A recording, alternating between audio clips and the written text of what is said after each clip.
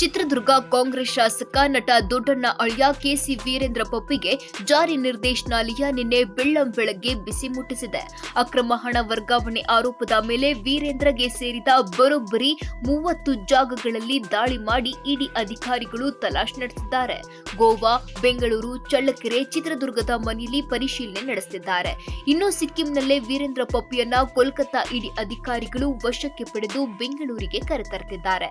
ಗೋವಾದಲ್ಲಿ gaming app ಕುರಿತು ವೀರೇಂದ್ರ ಪಪ್ಪಿ ವಿರುದ್ಧ 2 ಪ್ರಕರಣಗಳು ದಾಖಲಾಗಿದ್ವು. ಇನ್ನು ವೀರೇಂದ್ರ ಮಾಲೀಕತ್ವದ ಕಂಪನಿಗಳ ಮೂಲಕ ಮನಿ ಲಾಂಡ್ರಿಂಗ್ ಆರೋಪ ಕೇಳಿಬಂದಿತ್ತು.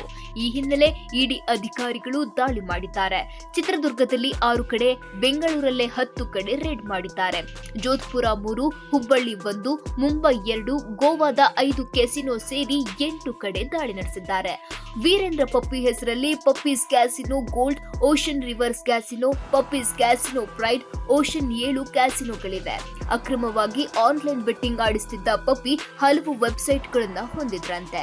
King 567, Raja 567, Puppy 003, Ratna gaming site ಮೂಲಕ ಜೂಜು ಆಡಿಸುತ್ತಿದ್ರು ಎನ್ನಲಾಗ್ತಿದೆ.